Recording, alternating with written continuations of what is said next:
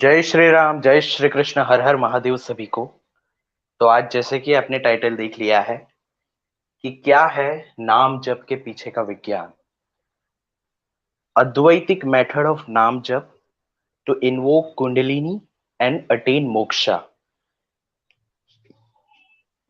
तो आज हम शिशिर कटोटे जी से जानेंगे कि नाम जप के पीछे विज्ञान क्या है और किस तरह से हमें करना चाहिए। तब नाम जप जो है वो धीरे धीरे हमारे चक्रों को जागृत करेगा और हमें जीवन मुक्ति प्रदान करेगा। तो शिशिर जी, आप बताइए।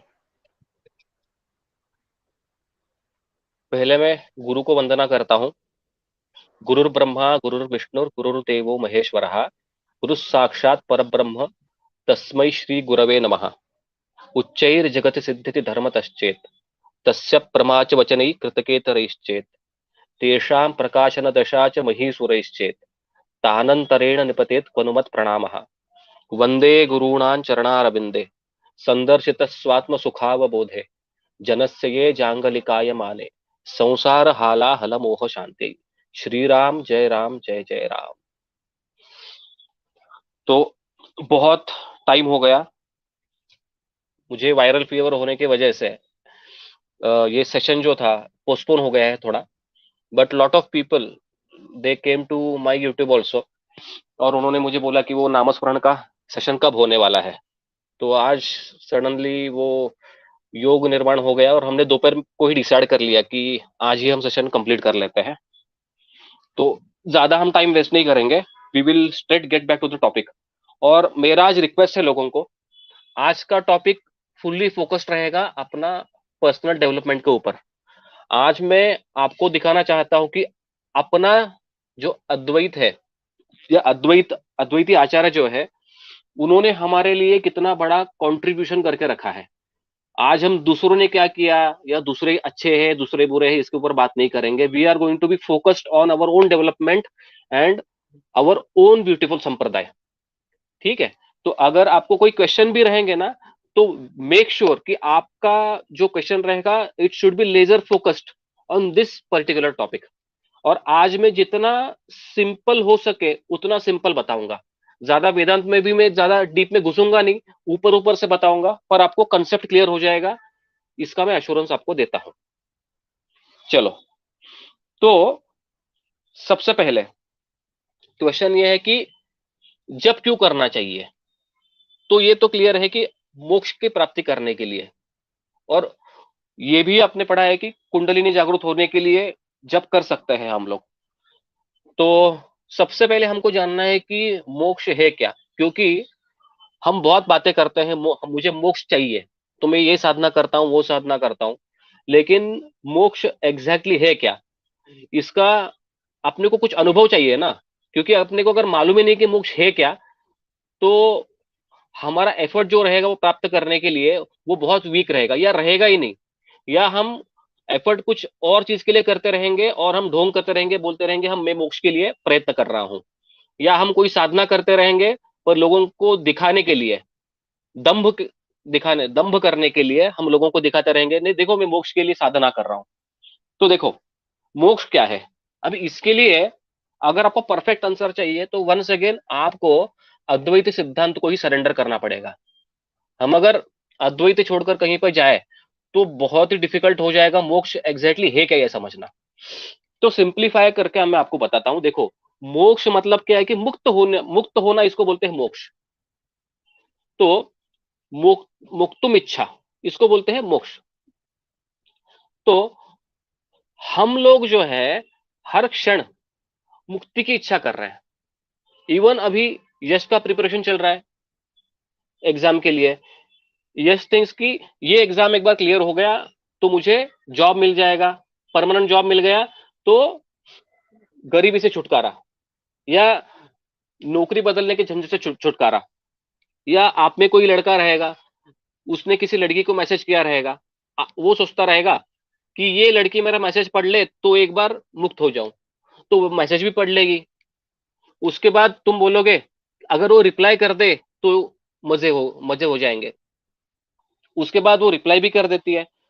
उसके बाद आप बोलोगे अगर ये नंबर दे देगी तो मजा है, तभी मुझे मुक्ति मिल जाएगी टेंशन से। उसके बाद वो नंबर भी शेयर करती है, अभी बात कर लेगी तो मुझे मोक्ष मिल जाएगा। तो आपको देखो कंटिन्यूसली ऐसा टेंशन रहता है कि ये करेगी या नहीं, करेगी या नहीं, ये होगा या नहीं, ये अगर मिला तो मैं खुश हो जाऊंगा। वैसे बाद में आप ये भी सोचते हो वो मेरे से शादी कर कर लेगी तो मैं सेटल हो जाऊंगा, उसके बाद कोई टेंशन नहीं। वो एक मेरी लास्ट की इच्छा है।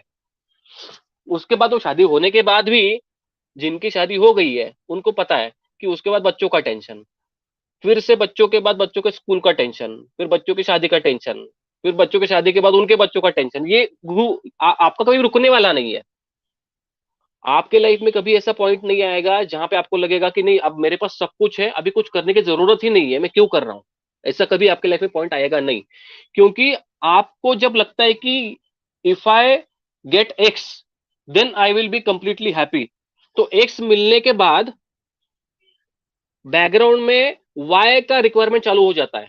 आपको पता भी नहीं चलता है कि after getting X you are subconsciously और अननोइंगली हैंकरिंग फॉर वाई। तो ये कंटिन्यूस जो हैंकरिंग हो रहा है, ये मिला तो खुश, वो मिला तो खुश, ये जब जहां बंद हो जाता है उसको बोलते हैं मोक्ष। अब ये अपने को अनुभव कहां पे आता है?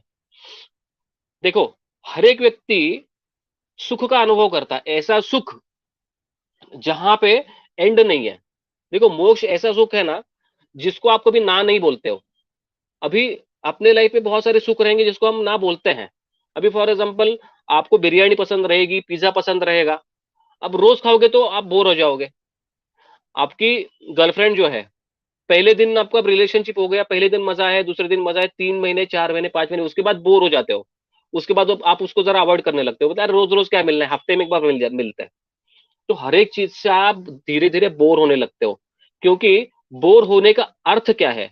बोर होने का अर्थ यह है कि उस चीज में आनंद है ही नहीं, ये पता चलना अननोइंगली। तो अननोइंगली हमको जो पता चलता है इस चीज में आनंद नहीं, तो हम बोर हो जाते हैं। तो मोक्ष क्या होता है फिर?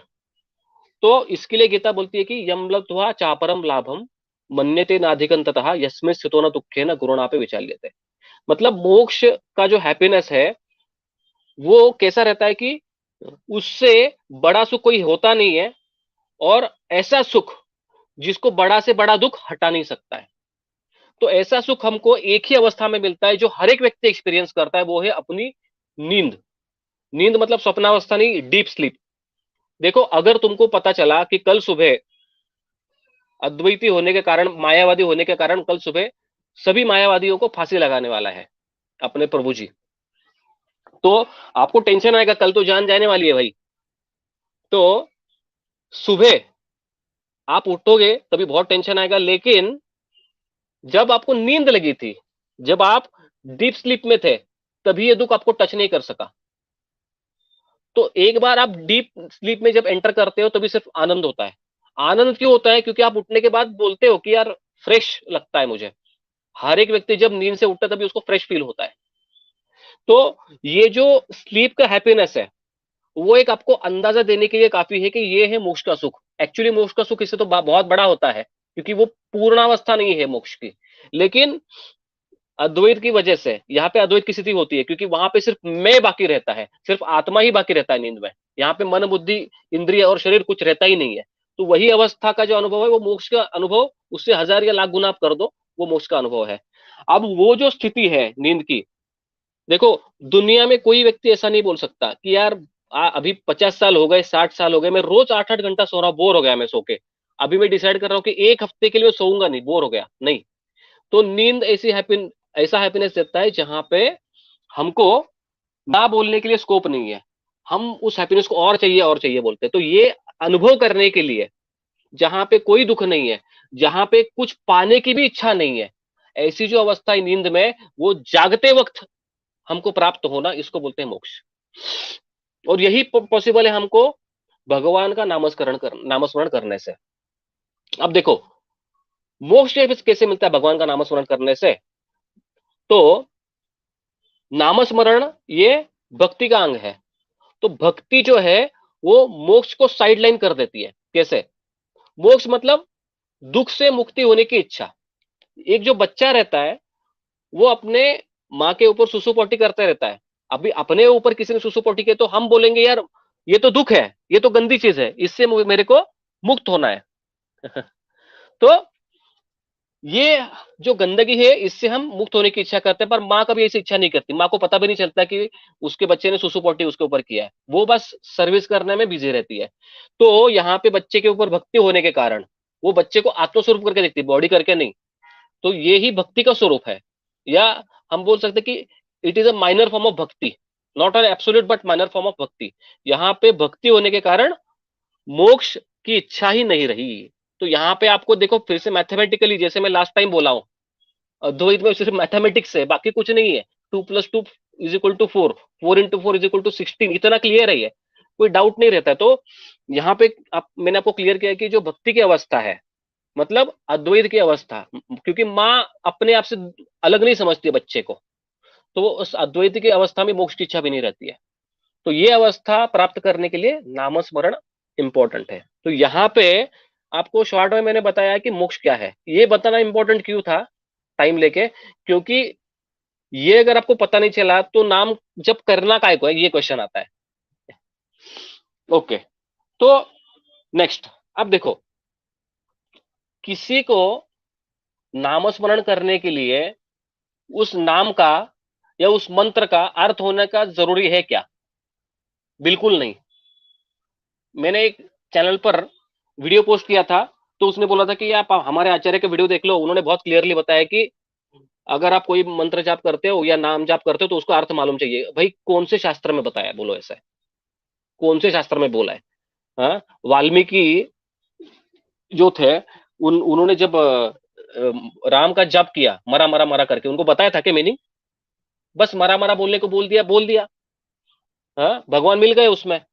तो नाम में इतनी ताकत है कि आपको मीनिंग पता चलने की जरूरत ही नहीं है, आपको बस नाम का उच्चारण करना है। लेकिन इसका मतलब ऐसा नहीं कि मीनिंग नहीं है, मीनिंग तो डेफिनेटली है, पर नाम में इतनी पोटेंसी है कि it is not dependent on the meaning, it is self sufficient. दूसरा, अभी नाम जो है वो श्रेष्ठ है या मंत्र श्रेष्ठ है? डेफिनेटली नाम श्रेष्ठ है। तो हरे कृष्ण जो है वो महामंत्र नहीं है, वो नाम है। अभी वो मार्केटिंग करके ब्रांडिंग करके लोगों को मंत्र अट्रैक्टिव लगता है ना, उसके लिए उसको महामंत्र बोल दिया है। तो पर मेरे हिसाब से तो वो उसका अपमान है, क्योंकि हरे कृष्ण तो नाम है बहुत श्रेष्ठ है, क्योंकि नाम में नियम नहीं होता है। मंत्र में बहुत सारे नियम होते हैं, गायत्री मंत्र में नियम होते हैं, गायत्री मंत्र से भी मोक्ष मिलता है, पर बहुत सारे नियम होते हैं। फॉर एग्जाम्पल, अगर गायत्री मंत्र का जप होते रहेगा और आपका चेहरा नीचे रहेगा, मुख नीचे रहेगा, तो फिर से पाप लगता है। गायत्री अगर आप एक शॉट में पूरा बोलते हो फिर से पाप लग गया, तो आप मोक्ष भूल जाओ, आप तो पाप के भागीदार होते रहते हो कंटिन्यूअसली। अपने को मालूम ही नहीं कि मंत्र का जाप कैसे करते हैं। तो उससे अच्छा ये नहीं है क्या कि नाम का जप कर लो? हमारा टारगेट ये नहीं है कि हम कोई फैंसी चीज या फेमस चीज का जप करें।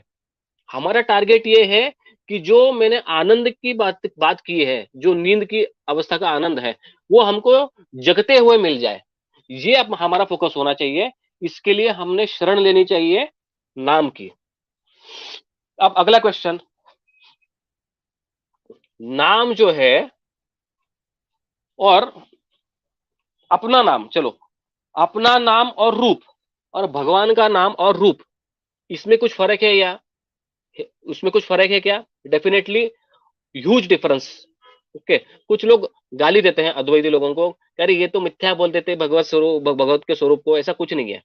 देखो हमारे यहाँ पे वन सेकेंड बहुत मैथमेटिकली क्लियर है ये चीज। देखो हमारा नाम और शरीर कैसा है और भगवान का नाम और शरीर कैसा है। रस्सी के ऊपर, मैंने लास्ट टाइम बोला था, रस्सी के ऊपर हमको इल्यूजन होता है कि सांप है, ये एक प्रकार का इल्यूजन है। और जो सोना है उसके ऊपर हमको अलंकार दिखते हैं। अब अलंकार जो है वो सोने से ही, सोने का ही एक आकार है, तो अलंकार का इंडिपेंडेंट सत्ता नहीं है, लेकिन वो अलंकार सोने को और सुंदर बनाते हैं। और जब हम अलंकार को देखते हैं तभी सोने का भी ज्ञान होता है।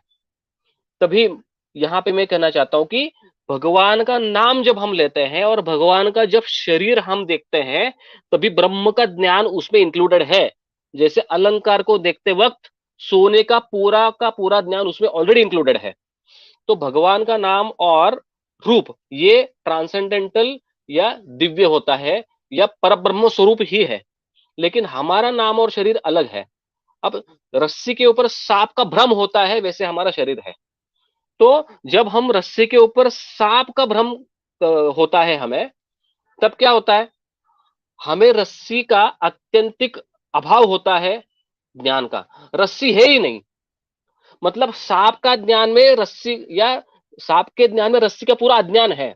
यहाँ पे अलंकार के ज्ञान में सोने का पूरा ज्ञान इंक्लूडेड है, पर वहां पे सांप देखते वक्त रस्सी का वहां पे कोई भी कनेक्शन नहीं है, रस्सी हम भूल ही जाते पूरे।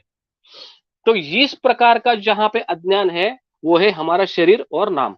तो कभी भी कंपेयर नहीं करना, हमारा शरीर भगवान का शरीर, हमारा नाम भगवान का नाम। तो जो आर्य समाजी लोग जो है, उनका जो क्लेम है यार हमारा जैसा शरीर है वैसा ही भगवान का, कंप्लीटली रॉन्ग।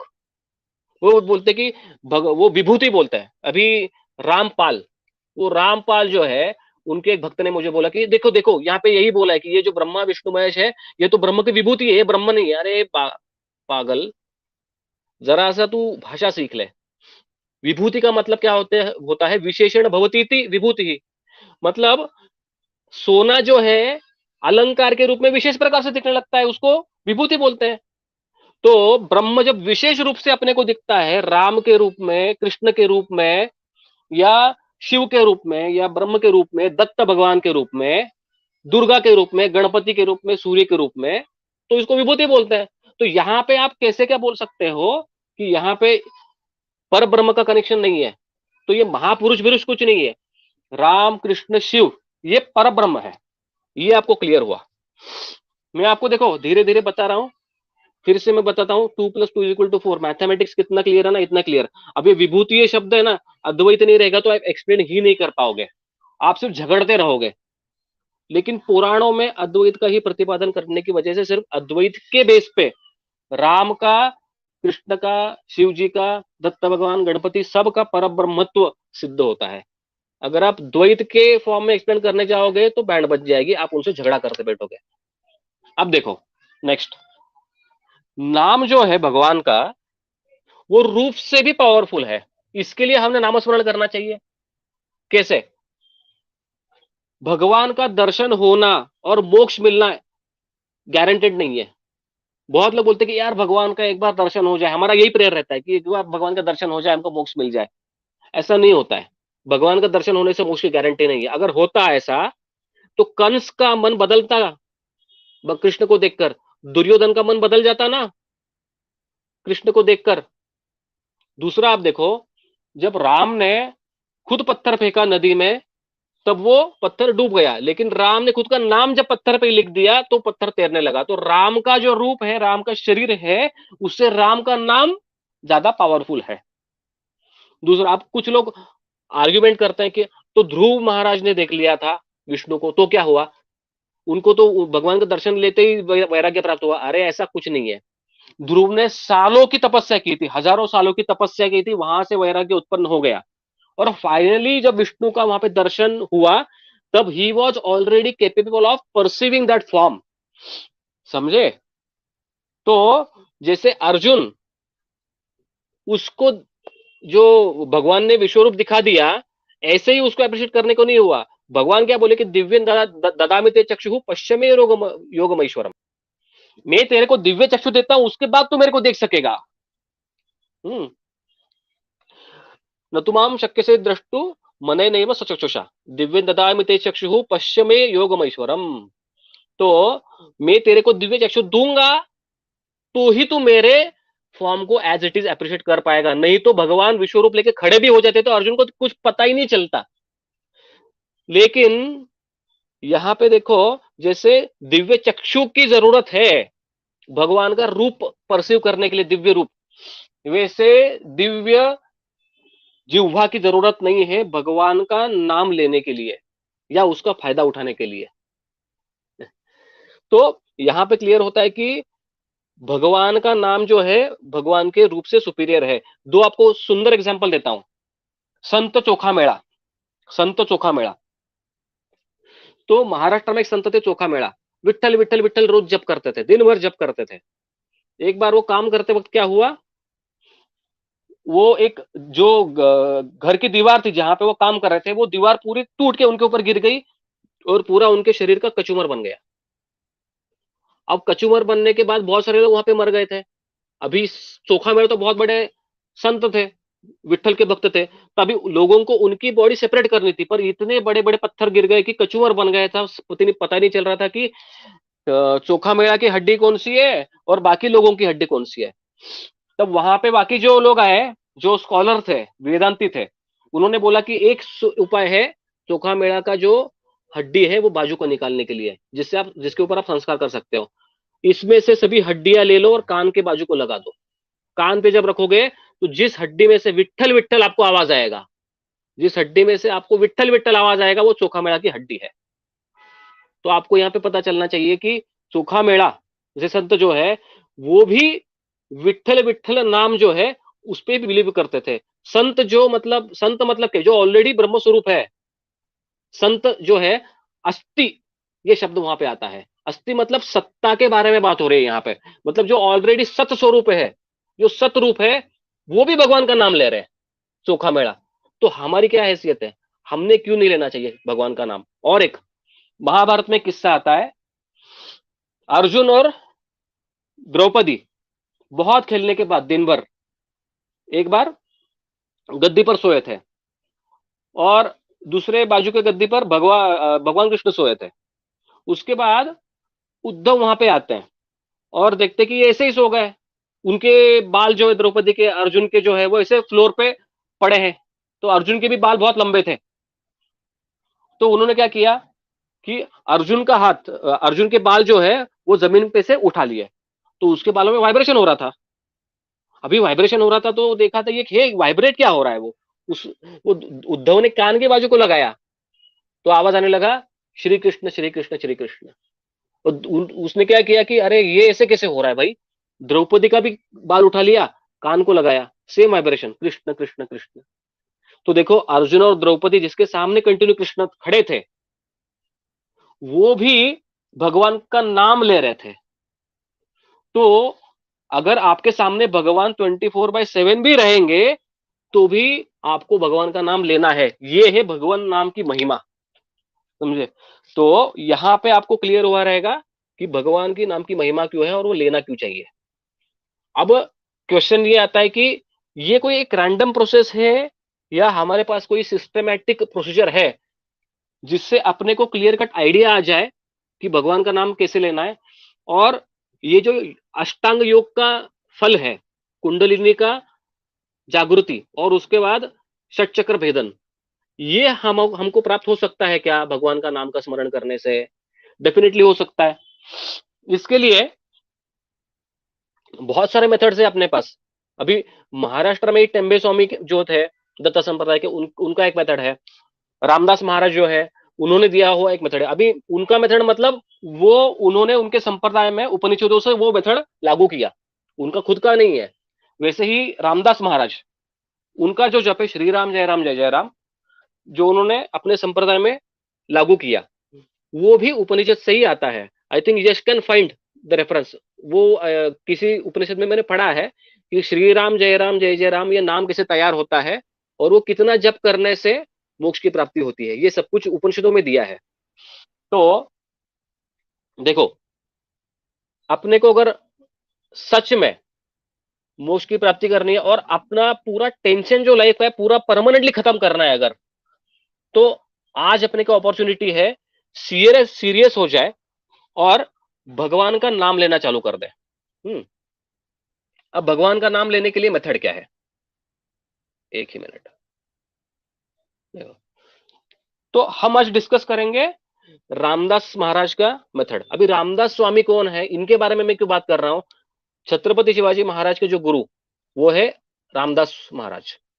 तो आपको तो मालूम रहेगा कि रामदास महाराज ने 12 सालों में 13 कोटि श्री राम जय जय राम इस नाम का जप किया था खड़ा होकर नदी में।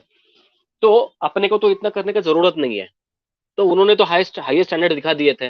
वो करने के बाद उन्होंने अपने लिए कुछ छूट भी ली है। लेकिन आपको एक मैं कैलकुलेशन बता देता हूं, इफ इट इज पॉसिबल आप एक 10-15 सेकंड में आजू बाजू का रहेगा तो पेन पेंसिल लेके बैठ जाओ। I will wait for 10 to 15 seconds। मैं आपको कुछ कैलकुलेशन बताता हूं, वो कैलकुलेशन आप लिख के लो। I will wait for 15 seconds।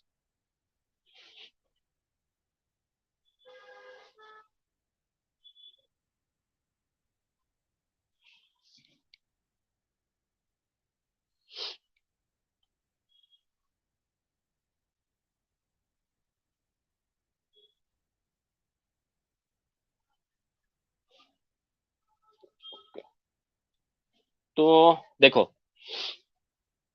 आपका जो आराध्य आराध्य देवता रहेगा, फॉर एग्जाम्पल राम रहेंगे या कृष्ण या दत्त या शिव जी, कुछ भी, आपने उनका नाम का जप करना है। कैसे करना है मैं आपको अभी बताता हूं। देखो, अभी राम का रहेगा तो टेक इट श्री राम जय जय राम, या आप राम कृष्ण हरि कर सकते हो, जो ज्ञानेश्वर महाराज ने दिया है। मेरे को तो मेरे गुरु जी ने राम कृष्ण हरि ये मंत्र का जप दिया है, जो नाम मंत्र है, सिर्फ मंत्र नहीं, नाम मंत्र। तो राम कृष्ण हरि, या आप दत्त भगवान के भक्त हो तो श्री दत्त जय दत्त। आप अगर दुर्गा के भक्त हो तो श्री दुर्गे जय दुर्गे बोल सकते हो। और देखो, आप जब जप करते हो ये, तभी आप दुर्गा भी बोल सकते हो, दुर्गे भी बोल सकते हो, क्योंकि यहाँ पे आपका भावना ज्यादा इंपॉर्टेंट है आपके शब्दों से। तो आपको माँ बोला तो भी ठीक है, हे माँ बोला तो भी ठीक है, लेकिन आपको ध्यान में रखना है कि जब क्या करना है।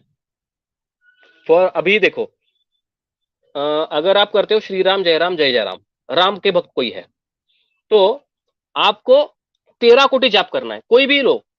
अभी शिवाय नमः लो, नमः शिवाय लो, या रामकृष्ण हरि लो, या श्री राम जय राम, श्री दत्त जय दत्त। आपको 13 कोटि जाप करना है। और 13 कोटि जब जाप आपका हो जाएगा, तब ये कंफर्म है कि आपका अगला जन्म नहीं है, ये पूरा गारंटेड है। अब देखो, मैं 13 कोटि का आपको ब्रेकडाउन बताता हूं। ऐसा नहीं कि 13 कोटि होने के बाद फायदा होगा, आपको एक एक कोटि में भी फायदा होता है। धीरे धीरे बाय स्टेप आपको उसका इफेक्ट दिखना चालू हो जाएगा। देखो, अपने शरीर में सूक्ष्म रूप में 12 मेन और सब चक्रास है। अभी हम इसमें नहीं जाएंगे कि मेन कौन से है, सब चक्रास कौन से है, पर ध्यान में रखना कि रामदास महाराज ने 12 चक्रों के बारे में बात की है। तो हम एक एक कोटि जब जब करते जाते हैं, तो मतलब 1 कोटि श्री राम जय राम हो गया, तो पहला चक्र अपना शुद्ध हो जाएगा या जागृत हो जाएगा। 2 कोटि जब हो जाएंगे तभी दूसरा हो जाएगा। वैसे 12 कोटि जब हो जाएंगे तभी अपने 12 कोटि, 12 के 12 चक्र जागृत हो जाएंगे, भेदन हो जाएगा। मतलब ये अपने फुल फ्लेश्ड अष्टांग योगी की अवस्था रहेगी, जहां पे हमारा पूरा प्रभुत्व रहेगा पंचमहाभूतों पर, जन्म जन्म मृत्यु से हमें पूरी मुक्ति। और लास्ट का जो 1 करोड़ रहेगा, वहां पे आपका जो आराध्य देवता रहेगा, राम कृष्ण या दत्त, उनके साथ आप परमानेंटली सेटल हो जाओगे। मतलब 24 घंटा, 24/7 वो आपके सामने ही रहेंगे। It is the last achievement. तो ये है चक्रों के बारे में। तो अभी इसका एग्जैक्टली अपने मटेरियलिस्टिक लाइफ में कैसा इफेक्ट हो रहा है, इसको भी हम देखेंगे। देखो, बहुत लोग बोलते हैं मेरा मन स्थिर नहीं होता है। मन को स्थिर करने के लिए क्या करना चाहिए? तो मेरा आंसर सिंपल है। मन को स्थिर करने के लिए आपको जो पाथ है वो इतना इजी नहीं है, आपको थोड़ा मेहनत करना पड़ेगा। आपका जब 1 कोटि जप होता है, श्री राम जय राम, राम कृष्ण हरि, वॉट एवर, 1 कोटि जब आप जप करते हो इसका, तभी आपका मन का विक्षेप जो है ना वो निकल जाता है। मन का विक्षेप मतलब अभी ये करना है, अभी वो करना है, अभी ये करना है, अभी वो करना है, मुझे ये चाहिए, मुझे वो चाहिए, ये सभी चंचलता जो मन की है वो निकल जाएगी।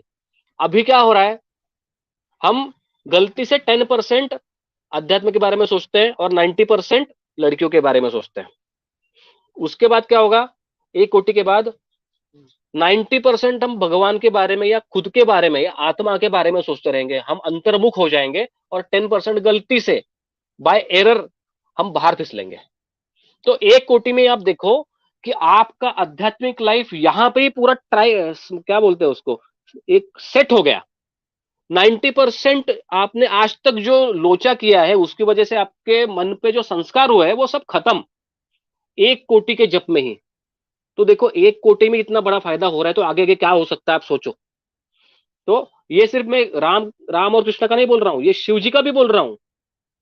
नमः शिवाय रहने दो, ओम नमः शिवाय रहने दो, या शिवाय नमः, जैसे आपका गुरु जो आपको देता है या आपका पुरोहित आपको जो बताएगा आपको जो बोलना चाहिए उस हिसाब से, उसको भी यही फल है। दूसरा कोटि, हाँ, अभी दो कोटि हो गए आपके, तो आपको संपत्ति प्राप्त हो जाती है। संपत्ति प्राप्त हो जाती है मतलब आप करोड़पति नहीं बन जाओगे, लेकिन आपको इतनी संपत्ति प्राप्त हो जाती है और होती रहती है जहां पर आपको काम नहीं करना पड़ेगा। आपको कहीं ना कहीं से कंटिन्यूअसली भगवान पैसा भेजते रहेंगे, और आपको पूरा टाइम मिलने लगेगा नामस्मरण करने के लिए और अपना आध्यात्मिक लाइफ आगे बढ़ाने के लिए। हाँ, अब एक बात ध्यान में रखना, जो पहला कोटि है ना उसमें और एक बड़ा फायदा है। अपना जो रोग बीज है ना, रोग बीज यहाँ पे पूरे डैम्पन हो जाते हैं, मतलब दब जाते हैं। अब फॉर एग्जाम्पल किसी के लाइफ में बोला है कि या कुंडली में है कि इसको कैंसर होने वाला है ऑलरेडी, या किसी को कैंसर है, किसी को कैंसर है, या इवन बायपोल डिसऑर्डर या बायपोलरिज्म, ऐसा जो डिसऑर्डर है, उसको भी आपको सोल्यूशन मिल सकता है अगर आप 1 करोड़ जप करोगे तो। मैंने लोगों को देखा है जो स्वामी समर्थ करके है महाराष्ट्र में, तो उनका जाप करने से मैंने देखा है कि जो व्यक्ति 4 स्टेज का कैंसर था उसका कैंसर क्योर हो गया। तो आप पहला कोटि अगर करते हो तो आपका एटलीस्ट जो सीरियस डिसीजेस रहते हैं, दमा, अस्थमा, कैंसर, इससे आपको मुक्ति मिल जाएगी। और अगर आ भी गए, मैं यहाँ पे बोला दब रहे हैं ना, तो दबने से मतलब थोड़ा आके निकल जाता है, अब वैसा हुआ तो भी। तो ये आपको पता चल गया कि भाई यहाँ पे क्लियर है कि हमारा लाइफ तो प्रोलॉन्ग हो गया और हमको ये बड़े बड़े रोगों से मुक्ति मिल गई। अभी आप बोलोगे ये इतना बड़ा बात नहीं, आप उनको पूछो जिनको ये रोग है, क्योंकि ये रोग सडनली आ जाते हैं। क्योंकि प्रारब्ध ऐसा भयंकर चीज है ना, अपने को लगता है कि भाई लाइफ हमारी सेट है, मैथमेटिकल फॉर्मूला में जैसे डाला है ना, तो जैसे वैसे अपना फॉर्मूले का जैसा लाइफ चल रहा है। भाई फॉर्मूले के ऊपर ही लाइफ चल रहा है, क्योंकि चित्रगुप्त को मालूम है, पर हमें वो फॉर्मूला नहीं मालूम ना। तो हमारे लिए लाइफ ये अंधा कुआं ही है। किसको मालूम यार, कल अपने को क्या पता चलेगा, डॉक्टर हमारे सामने ये रख देगा, रिपोर्ट रख देगा, बोलेगा कि भाई तुमको ये है वो है, ये लिम्फोसार्कोमा ऑफ इंटेस्टाइन्स, कुछ बोल देगा, बोल नहीं सकते। तो ये हमको हो सकता है। तो हमको यहाँ पे ये, इसको डरपोक होना नहीं बोलते, इसको बोलते हैं अलर्ट होना, इसको बोलते हैं रियलिस्टिक एटीट्यूड। क्योंकि हमको यहाँ पे मालूम है कि भाई हमारा प्रारब्ध हमको नहीं मालूम, कुछ भी हो सकता है। तो बी केयरफुल ना, जैसे हम फिजिकली भी केयरफुल रहते हैं जॉगिंग करने का, उसके बाद बाहर का नहीं खाना, हेल्दी हैबिट्स हम डेवलप करते हैं, वैसे ये स्पिरिचुअल हैबिट भी डेवलप करो जिससे आप रोग से दूर हो जाओगे। तो 1 कोटि होने से ये होता है, 2 कोटि होने से संपत्ति प्राप्त हो जाती है, तीसरे कोटि से आपको फेम मिलता है, 3 कोटि होने के बाद आपको फेम मिलता है। अभी आप बोलोगे यार ये फेम क्यों चाहिए, ये फेम से तो मेरा जो है ईगो बढ़ जाएगा। ऐसा नहीं है, आपका ऑलरेडी 3 कोटि नामस्मरण हुआ रहता है, आपका तो 1 कोटि में ही 90% मन चंचल चंचलता गायब हो गई है। तो 3 कोटि में सोचो आप कहां पे होते हो। तब आपकी हैसियत होने के कारण, हमारी औकात होने के कारण भगवान हमको फेम देने लगते हैं। अब उस फेम की वजह से हम बाकी लोगों को बोल सकते हैं ना, अगर हमारे पास फेम नहीं रहेगा तो लोग हमारा सुनेंगे नहीं ना। तो इसकी वजह से हम बाकी लोगों को भी धीरे धीरे बता सकते हैं, देखो भाई मैं भगवान का नाम जप कर रहा हूं और मेरे जैसे नाचीज व्यक्ति को भी इतना फायदा हो रहा है, तो तुम्हारे जैसा बड़ा व्यक्ति क्या क्या कर सकता है नामस्मरण करके, तो तुम भी कर लो। ऐसे हम लोगों को हाथ जोड़ जोड़ के प्रार्थना कर सकते हैं, तुम भगवान का नाम लो। उसके बाद चौथा कोटि, तो 4 कोटि जब होता है तभी अपने को सभी मटेरियल या भौतिक सुख मिल जाते हैं। बच्चा नहीं रहेगा तो बच्चा मिल सकता है, पैसा पैसा जो नहीं है, अगर अमीर होने का सपना सपना था पहले, अभी तो नहीं रहता है लेकिन पहले था, वो भी कंप्लीट हो जाएगा। मतलब जो मटेरियलिस्टिक सभी हैप्पीनेस जो है, अच्छा खाना अच्छा पीना सब कुछ मिल जाएगा। लेकिन हम यहाँ पे कुछ मिसयूज नहीं करेंगे, क्योंकि हमारा मन वहां पे लाइन पे रहता है। अभी तो 4 कोटि जब हो गया है हमारा, देखो। उसके बाद जब 5 कोटि हो जाता है तब क्या होता है, काम क्रोध लोभ मोह मद मत्सर खत्म। यहाँ पे ये सब कुछ खत्म हो जाता है, समझ लो। इसके बाद आपको कभी गुस्सा नहीं आएगा, कभी काम की इच्छा नहीं निर्माण होगी, ये सब खत्म। और एट द सेम टाइम मैंने जो 1 कोटि में बोला था कि रोग बीज दब जाते हैं, यहाँ पे वो जल जाते हैं। इसके बाद आपको कभी भी बड़ा रोग नहीं होने वाला है। सर्दी खांसी होती रहेगी, आपकी वो लीला है अपनी लीला रहेगी वो। लेकिन जो बड़े रोग है वो गारंटेड इसके बाद नहीं होने वाले, 5 कोटि में 100%। कभी कैंसर नहीं होगा, कभी सॉरी, कभी कैंसर नहीं, कभी टीबी नहीं। Everything is going to be good, everything is going to be beautiful. अभी 5 कोटि हो गए, अभी 6 कोटि। 6 कोटि के बाद ज्ञान की प्राप्ति होती है। अब ज्ञान की प्राप्ति, आप बोलोगे यार मैं तो 6 कोटि करते हो, मैं तो बहुत सारे पुराण पढ़ूंगा, बहुत सारे उपनिषद पढ़ूंगा, तब तो मेरा ज्ञान हुआ रहेगा ना। नहीं, ज्ञान मतलब यहाँ पे अनुभव। अभी देखो, शक्कर कैसा है, शुगर कैसा है, इसके ऊपर हम बहुत सारा रिसर्च कर सकते हैं। 30,000 पेज का हम थीसिस लिख सकते हैं। पर यहाँ पे हमको अध्यात्म क्या है इसका अनुभव होने लगता है। तो यहाँ पे अनुभव एक बार होने लगा तो ये तो गारंटेड है कि अभी इसके तो उल्टा हम जाएंगे नहीं कभी, है ना। तो 6 कोटि में हमको एक्चुअल रियल 24 कैरेट ज्ञान मिलने लगता है। 7th करोड़, उसके बाद आपके जो रिलेटिव्स है सभी आपको फॉलो करने लगते हैं। अरे ये तो जब कर रहे हैं, मैं भी जब करूंगा। वो भी पागल हो जाता है, तो वो गिनने लगता है, अरे मेरा इतना कोटी, आज इतने लाख हो गए, उतने लाख हो गए। उनका भी कैलकुलेशन चालू हो जाता है, वो भी पागल जैसा जब करने लगते हैं। तो आपकी वजह से आपका पूरा कुटुंब का उद्धार होना चालू हो जाता है, वो भी पागलों जैसा जब करना चालू कर देता है। अब आपको ये भी टेंशन नहीं कि भाई मैं तो मोक्ष की प्राप्ति कर लूंगा, लेकिन मेरे माँ बाप जो है, मेरे माँ बाप को तो पेन रहेगा ना मृत्यु के समय, वो भी खत्म। वो भी उनको नहीं, वो क्योंकि अभी वो भी लाइन पे लग गए। 1 करोड़ में तो उन पहले 1 करोड़ में उनको भी फ्रीडम मिल जाएगा ना रोग बीच से। उसके बाद 8 कोटि, अभी आपने 7 कर लिए, रिलेटिव्स भी करने लगे जब। 8वें कोटि में क्या होता है, एक्सीडेंटल डेथ खत्म। इसके बाद कभी भी हमारा मायाबल होने के लिए कोई मर्डर नहीं कर सकेगा, कोई भी रोड एक्सीडेंट पे हमको मार नहीं सकेगा। ऐसे कोई अपमृत्यु जो रहते हैं वो इम्पॉसिबल हो जाएगा। कोई भी हमारी जान ले नहीं सकता और हम हमारी जान ले भी नहीं सकते, और भगवान भी खुद कुछ नहीं करेंगे, समझे। हमारा जो अपमृत्यु है वो खत्म, प्रारब्ध में जो लिखा रहेगा वो खत्म। उसके बाद 9 कोटि, अभी हमारे 8 कोटि खत्म हो गए, अभी 9 कोटि भी खत्म हो गए। 9 कोटि खत्म हो जाएंगे तभी क्या होता है कि हमको एक बार भगवान का सगुण साक्षात्कार हो जाता है। अब इसके लिए मैं आपको एक एग्जांपल देता हूं। हमारे यहाँ पे गोंदवलेकर महाराज महाराज का जो संप्रदाय है, जहां पे यही जप करते हैं, श्री राम जय राम जय जय राम, रामदास महाराज का। तो उनका संप्रदाय में जो एक व्यक्ति, उनके उनका अनुभव है, उनके जब 9 कोटि जन्म हो जप हो गए, तभी उनको बहुत दुख होने लगा कि यार इतना मैंने जप किया, भगवान है कहाँ पे, दिख नहीं रहे। मैंने इतने जप किए, मैं तड़प रहा हूँ, पागल हो रहा हूँ क्या, मैंने इतने सारे जप किया, वो तो पानी में तो नहीं गया। तो अगर भगवान है तो मुझे दिख क्यों नहीं रहे भगवान। तो ऐसे ही सोचते सोचते सोचते वो चल रहे थे दुखी होकर। और एक दिन वो यहाँ पे खड़े थे, कहाँ पे, एक दत्त भगवान का मंदिर था। दत्त भगवान के मंदिर के स्टेयर्स पे बैठ गए वो। और वहां पे स्टेयर को क्या बोलते हैं यार, पायरी बोलते हैं मतलब। ओके, मंदिर के सामने, सॉरी मेरा वो हिंदी कच्चा होने के कारण तो मंदिर के सामने वो बैठ गए और वो दत्त भगवान के पास देखने लगे। और वहां पे सडनली एक तेज प्रकट हुआ, और उस तेज में से उनको राम के दर्शन हो गए। कितना जबरदस्त चीज है, दत्त भगवान के अंदर, उनके विग्रह के अंदर इनको राम सगुण साक्षात्कार दे के खड़े हो गए। मतलब यहाँ पे ये दिखता है कि राम, दत्त भगवान, शिव जी कुछ अलग है ही नहीं। इसमें हम खुद डिफरेंस करते हैं। लेकिन जिन्होंने सीरियसली अध्यात्म लिया और जिन्होंने सच में नामस्मरण किया, उनको तो फाइनली दिख ही जाता है कि राम, कृष्ण, शिव, दत्त अलग नहीं है, वो एक ही है। मैं जब मेरे गुरु को मिला था ना, तभी मैंने बोला था आपको क्या लगता है। मैं भी ऐसा ही नकचढ़ा था, मैं भी एकदम हवा में था कि भाई मेरे को सब मालूम है, ये अद्वैती, हरामी, मायावादी, उनको कुछ मालूम रहता है, नरक में पड़ने वाले नरकगामी लोग, ऐसे में उनके बारे में सोचता था।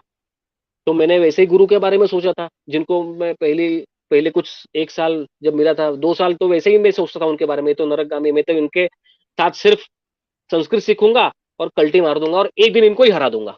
ऐसा मेरा था। वो ये अलग बात है कि बाद में उनसे, उनके अनुग्रह से मैं ही अद्वैती हो गया।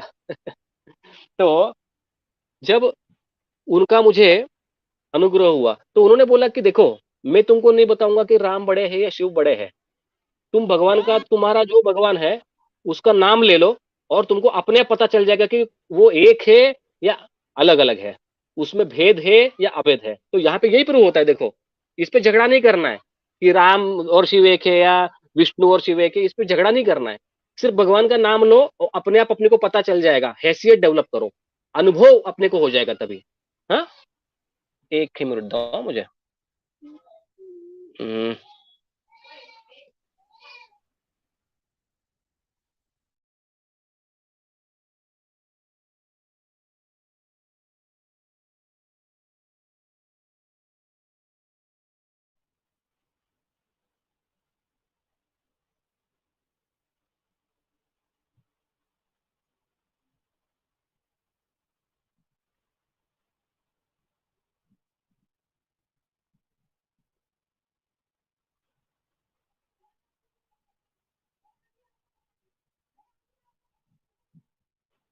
मेरी आवाज आ रही है?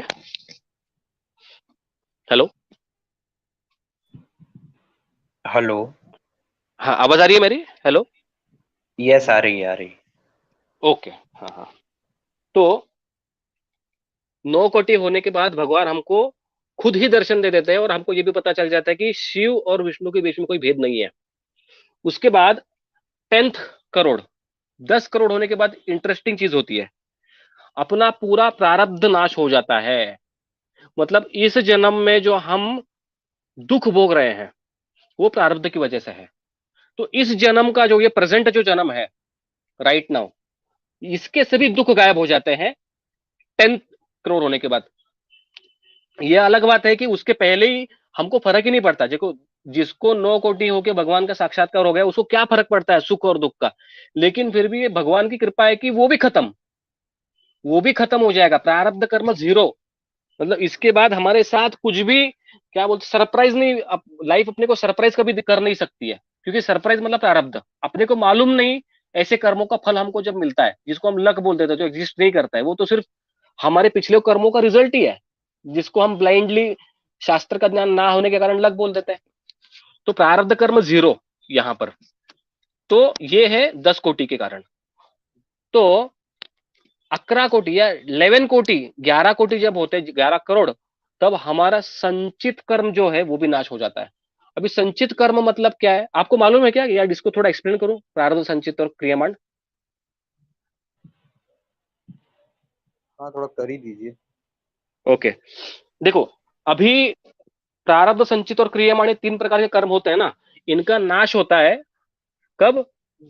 10, 11 और 12, ये 3 कोटि का काम ये है। देखो, 3 प्रकार के कर्म होते हैं, एक है प्रारब्ध, दूसरा है संचित और तीसरा है क्रियामाण। अब हमने आज तक अनलिमिटेड जन्म लिए हैं और उन अनलिमिटेड जन्मों में हमने अनलिमिटेड कर्म किए हैं।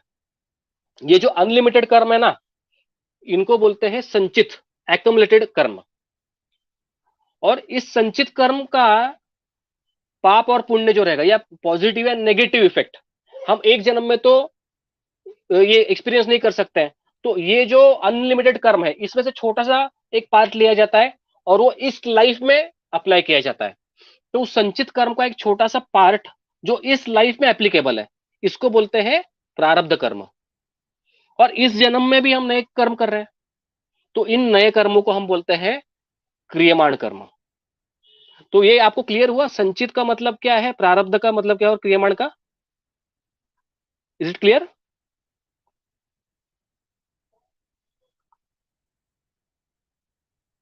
सूर्य, you can tell if it is clear. हाँ हाँ, it's clear now. Okay. Yes yes. तो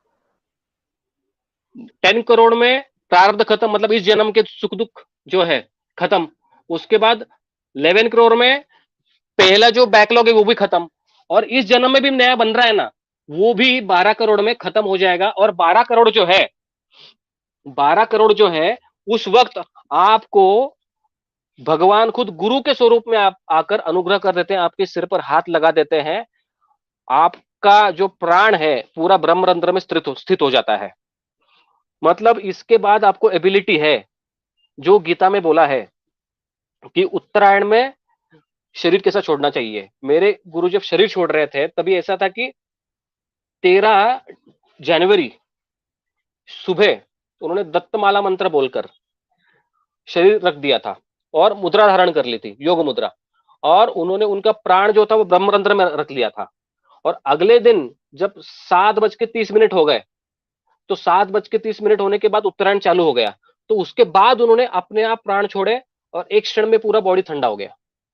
तो ये जो एबिलिटी होती है वो योग की ताकत से होती है। हमारे अंदर एबिलिटी आती है कि प्राण कब छोड़ना है, नॉर्मली हमारे हाथ में रहता ही नहीं है प्राण छोड़ना कभी।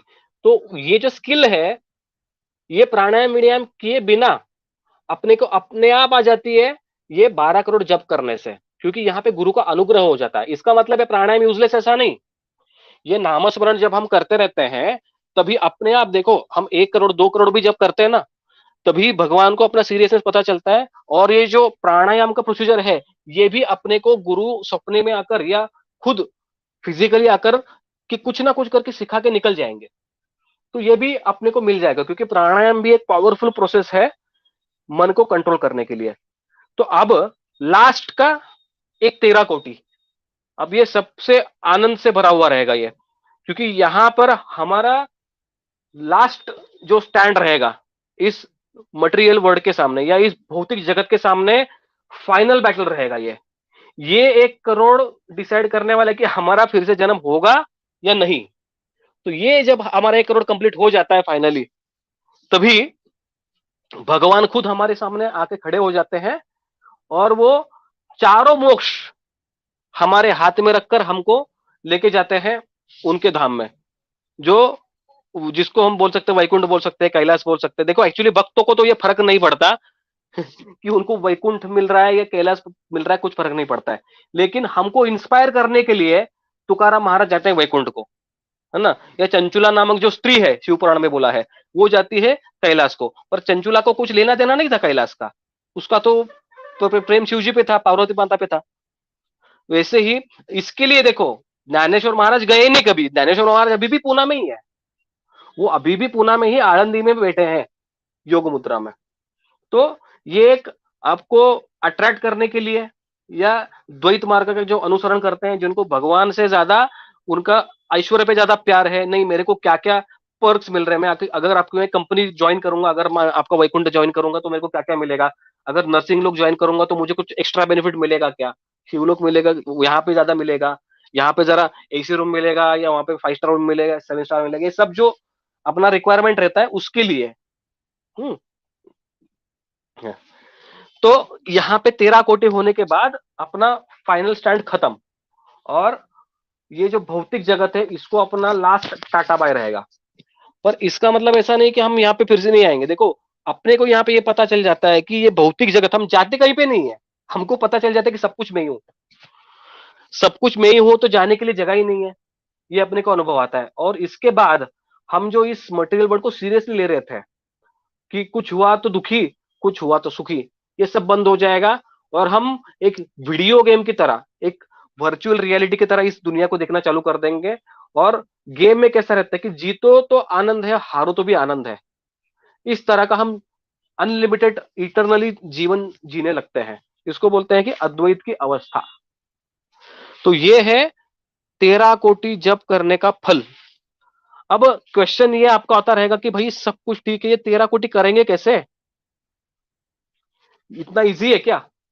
क्योंकि आप अगर मैथमेटिक्स करोगे तो बहुत बड़ा चीज है। 13 कोटि में मतलब कितने, पहले 4-4 डिकेड्स लगेंगे इसको करने के लिए, 13 कोटि। तो हाउ टू अचीव दिस? तो यहां पे मैं एक सुंदर आपको ये दिखाता हूं। देखो रामदास महाराज जब जब उन्होंने जब 13 कोटि जाप किया 12 सालों में, तब उनको भगवान राम मिले। तो भगवान राम को मिलने के बाद वो बोले कि तू मुझे मिला है, ठीक है, मेरे अंदर एबिलिटी है इतना जप करने का 13 कोटि, तो तुम मुझे ये बताओ कि बाकी लोगों को क्या करूं, ये तो कलयुग में इतना डिफिकल्ट है, मेरे जैसा कोई तप नहीं कर सकता है, मैंने कर लिया क्योंकि मेरे अंदर वो ताकत थी। तो राम भगवान ने बोला कि चलो ठीक है, तू बोलता है तो मैं एक ऑप्शन दे देता हूं। तो राम भगवान क्या बोलते हैं, देखो मैं आपको पढ़ के बता रहा हूं। न लगे आसनी बैसावे, न लगे अन्य ही त्यागावे, येता जाता धंदा करिता, जप संख्या मात्र होता, 13 कोटी गणना तेची, पापे निरसती जन्मांतरीची, त्यासी देईन दर्शन तत्काळची मुक्त होणे, ऐसा वर होता जाण, दास झाला सुख संपन्न। मतलब देखो, ये 13 कोटि करने के लिए आपको एक जगह पे बैठ के नहीं करना है। न लगे आसनी पैसा, बैठ के मत करो, खाना पीना मत छोड़ो, येता दाता धंधा करिता। अगर आप पान बेच रहे हो, पान के ठेले पे हो, तो पान के ठेले पे बैठकर दिन भर करो। अगर आप दिन में 100 पान बनाते हो और हर एक पान बनाते बनाते अगर आप 5-6 माला करते हो या फॉर एग्जाम्पल नमः शिवाय करते हो, तो आपका उसमें भी जो होता है वो कैलकुलेट हो जाएगा। फॉर एग्जाम्पल आपको मैं बोल दूं, मैं यहां से पूना में या मेरे घर से जा रहा हूं, अगर चिंचवड़ में 1 घंटे का रास्ता है, मैं गाड़ी चला रहा हूं, तो मैं क्या करूंगा, मैं रामकृष्ण हरि जप करता हूं, तो मेरे को मालूम है 2 मिनट लगता है मुझे एक माला करने के लिए। तो मैं गाड़ी चालू करने के बाद रामकृष्ण हरि जप चालू रखूंगा, अपना मुख मुख मुख मेरा चलता रहेगा। और जब मैं वहां पे पहुंच जाऊंगा तब 1 घंटा होगा, तो 1 घंटे में कितना होता है, 30, तो लिख दूंगा 30 हो गए मेरे। नहाते वक्त सपोज नहाने को 20 मिनट लगते हैं, तो 20 मिनट जब करते करते नहाना है, तो कितना हो गया, 10। इवन टॉयलेट में भी जो आपके मुख से निकलता है वो भी इस 13 करोड़ में काउंट होता है। तो इसका मतलब यही है कि हर क्षण को अपने हमने इन्वेस्ट करना चाहिए। इवन सोने के पहले भी सोचो यार, सोने के पहले हमको नॉर्मली 20 मिनट 25 मिनट आधा घंटा लगता है। अगर रोज हम आधा घंटा पकड़ ले सोने के पहले कि उस आधे घंटे में हम 20 माला कर ले, तो सोचो कितना बड़ा नंबर होता है। अपने अगले 40 साल जो या 20 30 40 साल जो हमारे रहेंगे लाइफ के, उसमें कितना बड़ा नंबर अचीव हो जाएगा। बचपन से अगर हम अब तक नहाते वक्त और सोने के पहले जब कर लेते, तो यार पहला तो 1 करोड़ अब तक खत्म हो जाता ना। इतना इजी प्रोसेस है ये।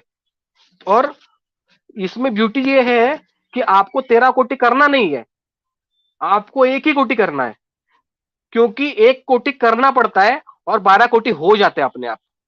क्योंकि 1 कोटि होने के बाद मन जब स्थिर होता है तभी अपने आप रुचि आने लगती है। तभी कोई भी आके अगर आपको बंदूक भी लगा दे सिर को, तभी आप भगवान का नाम लेना छोड़ोगे नहीं। तो ये टारगेट तो 13 कोटि भी नहीं है, अपना तो टारगेट सिर्फ पहला 1 कोटि ही है। वो 1 कोटि में मन स्थिर हो जाएगा और अपने आप 12 ऑटो पायलट मोड पे हमारा पूरा शरीर उसके ऊपर हो जाएगा, या हमारा जीवा ऑटो पायलट मोड पे रहेगा। बाकी सभी जब जो है वो खत्म हो जाएंगे। तो इसमें और एक चीज है, अगर आप तीव्र भावना से करते हो तो 13 कोटि की भी जरूरत नहीं, 1 कोटि में ही भगवान सामने खड़े होकर आपको लेके जाएंगे। सॉरी। तो देखो मैं आपको एग्जांपल देता हूं। एक तुकाराम महाराज का आपने एग्जांपल सुना रहेगा, नाम तो सुना रहेगा तुकाराम महाराज का। अभी तुकाराम महाराज का आई थिंक यश के वीडियो में बहुत बार सुना रहेगा। तुकाराम महाराज, दानेश्वर महाराज, एकनाथ महाराज, नामदेव महाराज, ये सभी जो महाराष्ट्र के संत थे उसमें तुकाराम महाराज। तो उन्होंने क्या किया था तुकाराम महाराज ने, तुकाराम महाराज बोले एक दिन कि भाई मैं जप करना चालू कर दूंगा। तो एक दिन बैठ गए जप करने, सिर्फ 2-3 घंटा दिन में सोते थे, खाना पीना नहाना वो छोड़ के दिन भर रामकृष्ण हरि रामकृष्ण हरि रामकृष्ण हरि रामकृष्ण रामकृष्ण हरि। 15 दिन करने के बाद 16वें दिन सुबह भगवान सामने खड़े, क्योंकि 15 दिन उन्होंने तीव्र भावना से भगवान का नाम लिया। तो यहाँ पे उनका 13 कोटि भी वेट नहीं करना पड़ा। और एक एग्जांपल लेता हूं रामदास महाराज का ही, रामदास स्वामी का ही, उनके एक शिष्य थे धोंडीबा करके। तो एक छोटे से समाज में रहने वाले गरीब व्यक्ति धोंडीबा, तो वो जंगल में से लकड़ी काटने का काम करते थे। तो एक दिन रामदास महाराज को बोल दिया कि मुझे भगवान की प्राप्ति कैसे होगी, मुझे मोक्ष की प्राप्ति कैसे होगी। उन्होंने बोला कि 2 ही काम करना है। रामदास महाराज बोले मन का सुनना बंद कर दो और श्री राम जय जय राम इसका जाप करना है। ये 2 ही काम करो और मन कुछ भी बोले सुनो नहीं, और अभी इमीडिएटली चालू कर दो, तुम्हें गारंटी देता हूं भगवान मिल जाएंगे। धोंडीबा ने बोला चलो ठीक है महाराज, आप अगर बोलते हो मैं कर लेता हूं। तो उसके बाद निकला वहां से आश्रम से निकलने के बाद उसके उसके मन में आया, अरे बच्चों के पास जाना है। अभी उसने बोला मन ने बोला है ना, मैंने उसके पास जाने दिया, गए जंगल में जाने लगा। तो जंगल में जाने के बाद फिर से आने लगा कि अरे बच्चे हैं, बीवी है। उसको क्या बताया था गुरु ने, मन का नहीं सुनना है, सब कुछ इग्नोर करना है मन का। सब इग्नोर किया। जंगल में जाते वक्त ये डर लगने लगा कि भाई प्राणी खा लेंगे, शेर खा सकता है, सब इग्नोर। खाने पीने का क्या, सब मन में जो आ रहा था सब कुछ इग्नोर इग्नोर इग्नोर इग्नोर कर लिया। 3 दिन कंटिन्यूसली जप किया। चौथे दिन सुबह भगवान खुद सामने ही खड़े। तो ये धोंडीबाग को 3 दिन में भगवान की प्राप्ति हो गई। और महाराष्ट्र में गोंदवलेकर महाराज करके है, उनका जो संप्रदाय है, उनको नम गुरु बोलते हैं महाराष्ट्र में। उन्होंने सबसे ज्यादा प्रचार नाम का किया है, समझे, ध्यान में रखो। अद्वैत संप्रदाय में जितना नाम का प्रचार किया है उतना कहीं पर भी नहीं किया है। और हमारे संप्रदाय में जितना नाम स्मरण का महत्व बताया गया है वह उतना कहीं पर भी नहीं। और इतना सिस्टमेटिक प्रोसीजर सिर्फ हमारे पास ही है। तो उनके संप्रदाय के एक व्यक्ति थे जो नास्तिक थे, और गलती से उनको एक थोड़ी सी श्रद्धा आ गई भगवान के ऊपर। तो वो गए महाराज के पास, गोंदवलेकर महाराज के पास, बोला कि क्या करना चाहिए मैंने, आप जो मोक्ष की बातें करते हो, जहां पे ऐसा आनंद है कि जिसको हम ना नहीं बोलते कभी, और जो कभी खत्म नहीं होता, ऐसा आनंद प्राप्त करने के लिए क्या करना पड़ेगा। उन्होंने बोला कि बस श्री राम जय राम जय जय राम। बोला इतना ही करना है क्या, लेकिन मेरे को टाइम नहीं है। उन्होंने बोला कि टाइम नहीं मतलब कि आपको निकलना पड़ेगा टाइम। बोला नहीं, टाइम मेरे को बिल्कुल नहीं है। तो बोला कि नहाते तो हो ना। बोले हाँ नहाता हूं मैं।